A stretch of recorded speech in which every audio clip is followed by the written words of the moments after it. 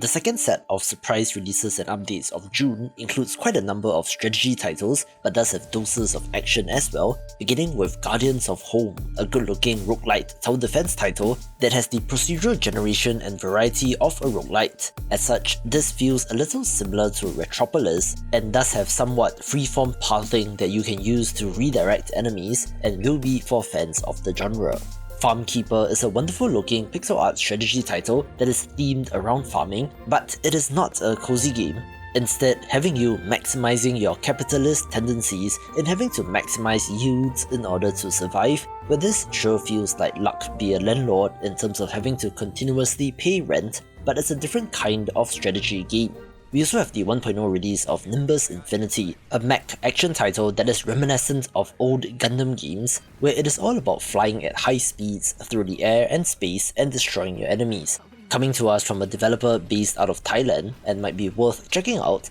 although it does currently have mixed reviews. The disturbing dating sim management title My Lovely Wife also got a major update recently titled Incubus, of course giving us the male versions of these demons that you have to use to revive your dead wife, where this series is just creepy and disturbing, accentuated by the art style and is worth a look. An underrated city builder title currently in early access is Fantasy Town Regional Manager, where you're managing such a medieval town, having a pleasant low poly look and decent management systems, where their latest update titled The Travelling Merchant is new, adding over 100 new events, new quest locations for your adventurers, improved tutorials and more, slowly getting better and is for fans of the genre. The 1.0 release of the chess-like tactics title Vactics is also of note, where you are piloting your own customized mech to destroy your enemies in procedurally generated levels, having the desirable elements for a mech game in the customization with good tactical action as well.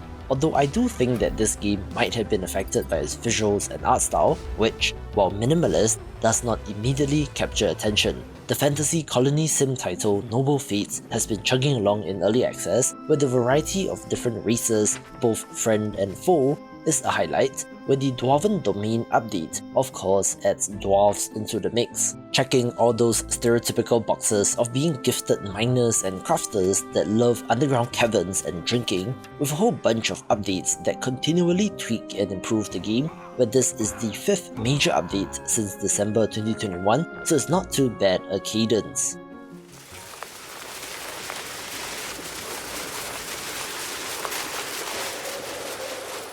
The visuals and concept of That Which Gave Chase appeals to me, where you will notice the PSX era graphics and the 4x3 resolution, being a thriller title where you play as a sled dog musher, hired to bring a scientist deep into the Arctic, and looks pretty unnerving and creepy. Another strategy management title of interest is Merchant of the Six Kingdoms, one where you travel the world and buy low and sell high, with a variety of minigames and activities to engage in, all around the all-important coin, with everything from betting on horses, speculating on goods, or even more illicit activities, with a good visual style as well. Another update of interest is Kainga Seeds of Civilization Life of Spice, update 1.1 to this game with a very interesting look, where this adds variants on your leader character, drastically changing up the strategy, new festivals, challenges, and hostile nomad units, where the roguelite survival nature of this game does give you plenty of replayability.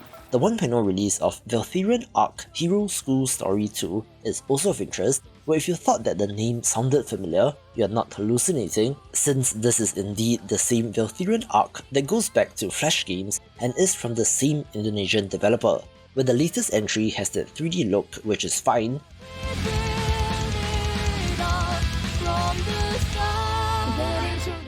This is about running a hero training academy and sending your students out on missions, also known as the story setup for many anime, where if you have good memories of those Flash games, do give this a go. Yes, this is another simulation title, but where The Merchant's Guide to the Kingdom has an interesting twist where you will see the World of Warcraft resemblance, since you play as an NPC shopkeeper in an MMORPG, managing a guild and indirectly affecting the success of the heroes within, where they even talk about 40 people raids and looks fascinating as a concept.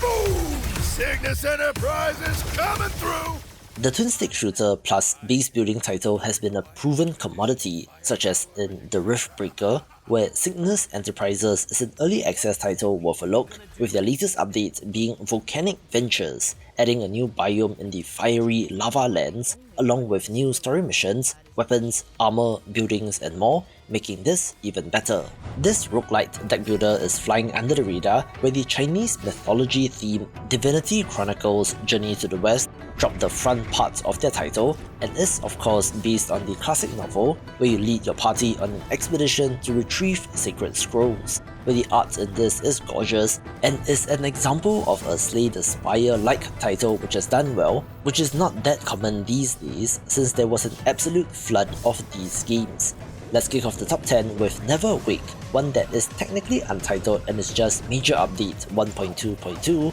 but I like to call this the Indie Weapons Update, adding 5 crossover weapons from I believe largely Japanese indie games such as Dranius, Elect Hit and Super UFO Fighter, but this shoot 'em up title is underrated, so give it a go if you enjoy this type of game. Yomi 2 was one of the titles that showed up during the summer showcases, where this turn-based fighting card game is based on a board game of the same name and does feature returning characters, where this is interesting technically, but perhaps needs more content and polish, so let's see how it does through early access. The success of the survival colony sim Stranded Alien Dawn is pretty impressive, where even after releasing out of early access, they are continuing to support this title with the Jungle update, adding a new tropical region to explore with its own systems, flora and fauna, where this has become one of the best games in the space. I mentioned in the previous surprise releases video that I spotted a trend in that the first wave of Vampire Survivors clones are all leaving early access,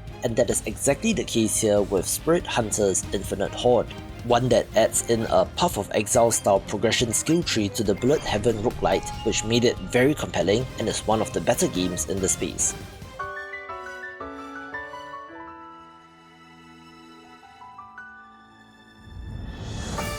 If the music in this trailer sounded familiar, that is because Craftopia is from the same developer that is making Pokemon Gun, aka Pal World, where this is their current project which is still in early access, being an insane action-adventure crafting survival title that might have bits of Breath of the Wild DNA in this, where the Seamless World major update is an overhaul that took more than 2 years to make, where this gives them the platform for future updates and is a pretty good time. The physics simulation sandbox title Teardown really impressed with its destruction capabilities, where of course the addition of creative mode allows you to go even wilder with your creations, giving you the ability to build and not just destroy, where I cannot wait to see what gets me with this in the Steam workshop. The long-running Deep Rock Galactic is still going strong in 2023, more than 3 years after its 1.0 release, with Season 4 Critical Corruption adding a whole bunch of stuff all for free without the usual Battle Pass BS, so I have huge respect for this developer who are doing great work.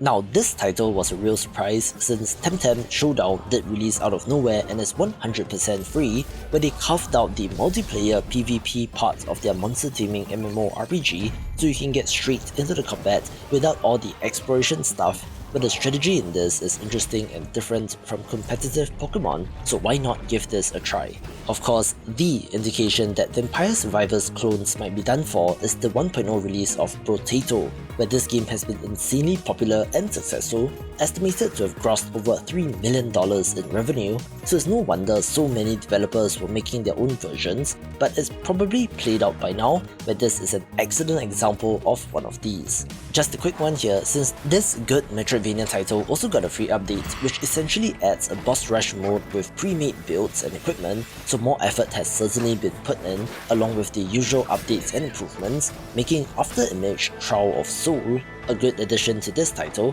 where you can find more upcoming Metroidvanias here.